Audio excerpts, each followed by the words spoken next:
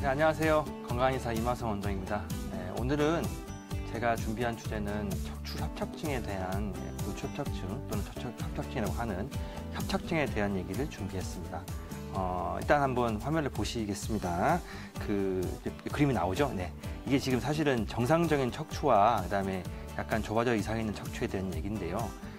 결국 쉽게 말하자면 그 신경이 지나가는 척추 사이의 관이 무언가에 의해서 좀 좁아진 형태가 발생해서 그로 인한 신경 압박 증세 같은 또 그로 인한 여러 가지 다른 야기된 증상들이 발생하는 것들을 우리가 말하는 요추 협착증 또는 척추 협착증이라고 하고요.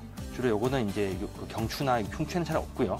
요추와 천추 쪽에 생길 수 있는 그런 형태의 질병이라고 보시면 되겠습니다. 예, 다음 이제 보시면 아시겠지만은 대충 크게 몇 가지 정도 있긴 합니다만 주로 이렇게 나오는 것처럼 척추 사이에 관이 좁아지는 형태의 협착증도 있고 그 다음 나오는 것처럼 추간공 바깥으로 빠져나오는 또 구멍이 좁아질 수도 있고 뭐 이렇게 나옵니다. 이런 형태들이 이제 척추 협착증이라고 하고요. 요게 이제 사실은 크게 이제 우리가 흔히 말하는 그 척추 관련된 큰 어떤 병들 중에 가장 여러분들이 흔히 알고 계시는 질환들이 보통 디스크지 않습니까? 요추, 이제 우리가 말하는 이제 수액 탈충증에 해당되는 것들인데 사실은 요게 해당되는 질환보다 점점 디스크보다도 협착증이 좀 더 비율이 늘어나고 있습니다. 그래서 지금 밑에 나오게 있습니다만 4년 동안에 무려 20%나 증가되고 있고요. 요거는 점점 더 커질 거라고 그렇게 얘기를 하고 있는 정도로 앞으로 주목받고 있는 새로운 노화와 어떤 동반되어 있는 척추 질환이라고 하실 수 있겠습니다. 그래서 이 질환에 관련해서는요, 이제 그 양방병원, 그러니까 저는 이제 한의사니까 이제 양의사 선생님들도 많이들 다루고 계시긴 합니다만은 주로 이제 가장 1번으로 하고 있는 것들이 이제 여러 가지 있겠습니다만은 양방과 한방 모두 통틀어서 사실은 증세가 크게 이제 좀 확실한 것들이 있습니다. 주로 뭐냐면 보행을 할 때 무언가 자꾸 허리가 아픈 거예요. 그러니까 걸으면 걸을수록 허리가 아프니까 좀 쉬어야 되는 겁니다. 좀 쉬면 허리가 아프니까 다시 걸을 수가 있는 거죠.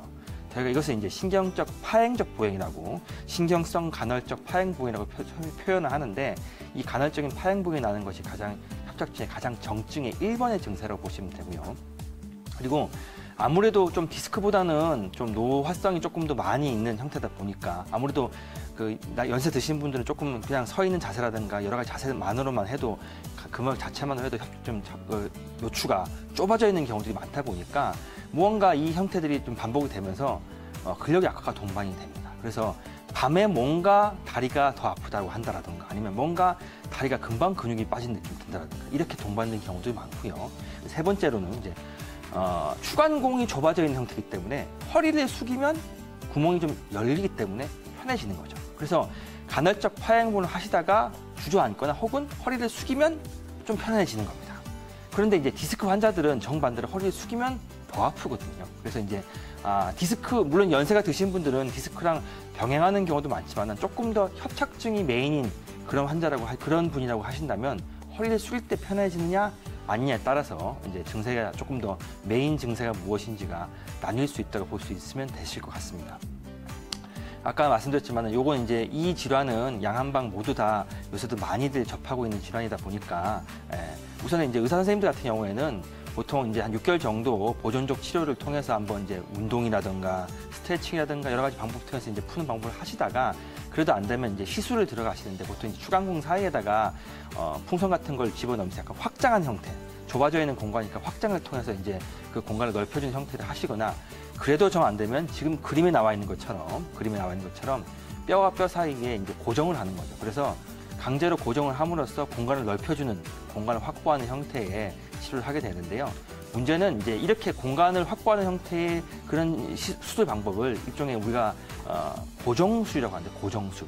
고정이라는 얘기는 척추가 가동이 안 된다는 얘기지 않습니까? 그래서 사실은 수술을 조금 이제 양의사 선생님들도 최대한 늦추는 그런 경향들이 생깁니다. 왜냐하면 빨리 이게 수술하게 되면 그런 상태로 생활을 많이 하시게 되면 그 위와 아래의 분절의 척추가 다시 협착이 발생할 수 있는 약간 그런 형태의 악순환이 생길 수 있기 때문에 그렇습니다. 그런 형태가 이제 그만큼 심각한 형태가 협착증이고요. 한방에서는 아까도 제가 말씀드렸지만은 결국에는 구조가 틀어지거나 변형이 되어 있는 척추의 어떤 모양들, 정렬을 바로잡는 시술이기 때문에 가장 1번이 추나요법이 되겠습니다. 추나요법은 추나 시술을 통해서 그러니까 한의사가 직접 손을 통해서 관절의 가동성을 조금 더 개선시키는 방향으로 이제 압력을 주는 형태이긴 한데요. 물론 이제 환자분에 따라서 연세 드신 노인분이라고 하시면 뭐 골다공증이 너무 심하더라든가 또는 이미 수술하고 오신 분들 같은 경우에는 추나요법도 사실 좀 제한이 따를 수밖에 없긴 합니다만은 협착증 환자들 중에서 저한테 오시는 분들 같은 경우에는 수술을 하지 않기 위해서 우선에 그 전에 관리 개념으로라도 한의원에 오셔서 협착증에 관련된 추나요 같은 시술을 받는 분들이 꽤 많으시니까 이것이 우선으로 한방에서는 한의원에서는 추나를 고려한다는 말씀을 드리고 싶고요.